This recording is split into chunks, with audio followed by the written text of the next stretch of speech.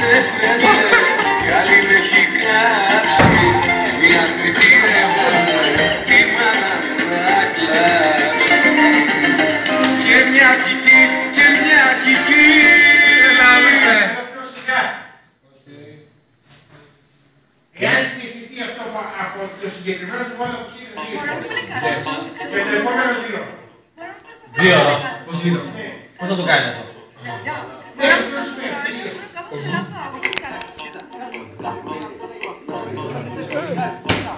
Τώρα πάλι κάτσεις, τώρα.